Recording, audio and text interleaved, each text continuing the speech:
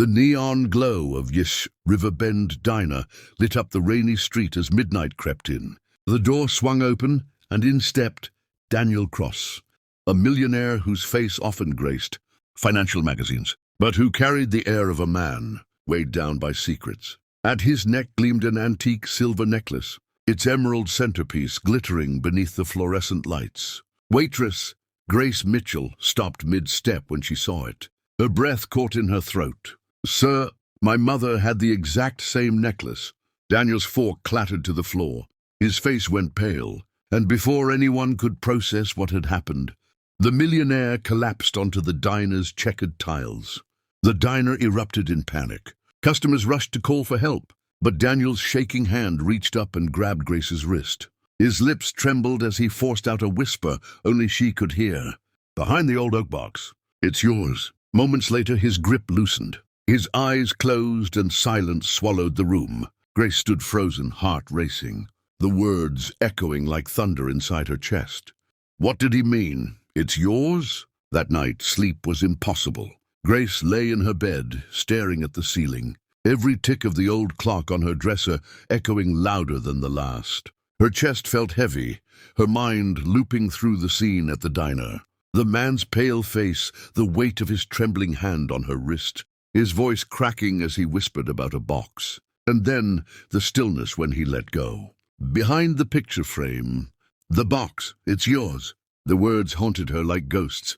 She tried to push them away, to convince herself it was nonsense, the ramblings of a dying man. But deep down, something inside her knew he hadn't been delirious. His eyes had carried intent, urgency, even love. Finally, she couldn't take it anymore. Grace threw off her blanket, her bare feet hitting the cold wooden floor. The house was silent, the kind of silence that hums in your ears, broken only by the creak of the old staircase as she made her way to the attic. She hadn't been up there in years. Dust clung to every corner, the air thick with the scent of old cedar and forgotten time. She switched on a dim bulb and scanned the stacks of boxes.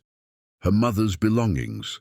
Untouched since the funeral, every box felt sacred, like a sealed memory she hadn't had the courage to face. But tonight was different. Tonight, the past was demanding to be opened. Her fingers traced the tops of trunks and crates until she spotted it. A wooden chest with iron hinges, the same one her mother had always told her not to open until she was ready. Grace's heart thudded as she dragged it into the light. Kneeling before it, she hesitated, her hands trembling above the latch. A strange mix of fear and hope swirled inside her. With a deep breath, she lifted the lid. The scent of old fabric and lavender sachets escaped, making her eyes sting with memory. Inside lay folded dresses, letters tied with ribbon, and finally, at the very bottom, a small oak box. Her breath caught. It was exactly as the man had described. Her hands shook as she lifted it. The box was worn, its surface scarred with time, but it felt heavy, important. Sitting cross-legged on the attic floor, Grace slowly opened it. Inside, wrapped in a piece of faded velvet, lay an antique necklace, the very same necklace she had seen gleaming around Daniel's neck hours earlier. The emerald centerpiece glowed faintly in the dim attic light, and for a moment she simply stared at it, her heart pounding. This wasn't coincidence. This was connection. But then her eyes caught something else, a yellowed envelope tucked beneath the velvet. Her stomach tightened. With trembling fingers, she pulled it free. The paper brittle and fragile with age. Her name was written across the front in her mother's delicate handwriting. For Grace. Tears filled her eyes before she even unfolded it. Carefully, she opened the letter and began to read. To my daughter Grace, if you ever meet a man wearing this necklace, know this. He is your father. His name is Daniel Crossian. We were torn apart by life and choices we couldn't control, but he never stopped searching for you. If he arrives too late, forgive him. He always loved you. The words blurred as sobs broke free from her chest. The necklace slipped from her hand, landing softly on the floorboards, but she didn't notice. Her world tilted on its axis. The man who had collapsed in her diner, the stranger whose obituary would call him nothing more than a millionaire, wasn't just a customer. He was her father. Memories crashed over her.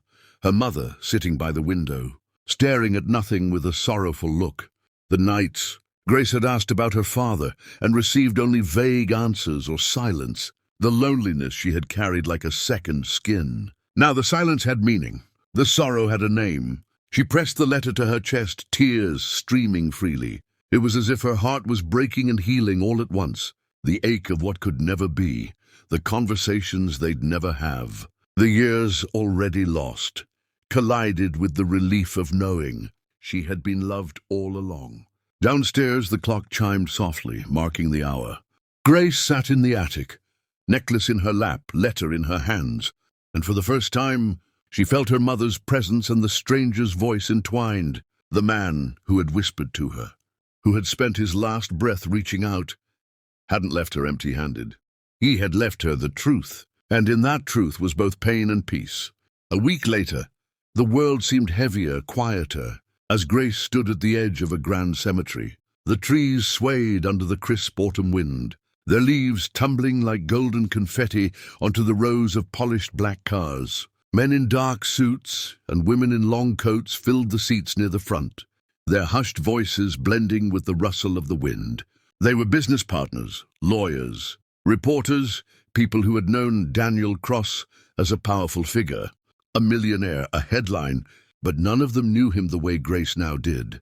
She remained at the back, apart from the crowd, her hands clutching the antique necklace to her chest. Its emerald stone caught a flicker of sunlight, and for a moment she imagined it pulsing with warmth, as if it carried his heartbeat. The priest's voice echoed over the field, solemn and steady. Words about legacy, wealth, and success filled the air. But to Grace they sounded hollow, like a language she could not understand. Because Daniel Cross wasn't just a tycoon who built empires. He was the father she had unknowingly served coffee to, the man who had collapsed on her diner floor, and the voice that had spent its last strength trying to give her a truth she deserved to know. Her throat tightened as she watched the casket, draped in flowers, being lowered into the ground. People dabbed their eyes politely. Some murmured about his business empire. Others speculated on his fortune. But Grace stood silently, her tears different from theirs. Theirs were tears for a figure of power. Hers were for a man she had lost and found in the same breath. Memories of her mother's letter replayed in her mind. Every word carved into her heart. He never stopped searching for you. If he comes too late, forgive him. It was too late. And yet, in his final moments, he had found her. That mattered more than the decades of silence. The wind picked up cool against her face. Grace closed her eyes, lifted her chin slightly toward the autumn sky, and whispered, her voice breaking, but steady with resolve. I forgive you, Dad. I'll carry your love with me. The words carried on the breeze, swirling through the trees as though the earth itself was listening. Just then, the grey clouds above parted, and a beam of sunlight spilled across the cemetery. It touched the polished wood of the casket, the flowers, and finally rested on Grace's tear-streaked face. She gasped softly, her lips curving into the smallest, most fragile smile. It felt like an answer, like his love reaching her from beyond. For the first time in years, she didn't feel like the lonely waitress of Willow Creek, bound to a small town and endless shifts.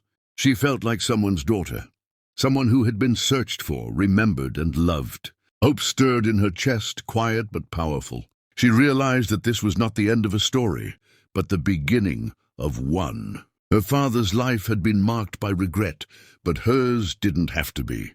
She could take the love she had discovered, late, but still real, and let it shape her future.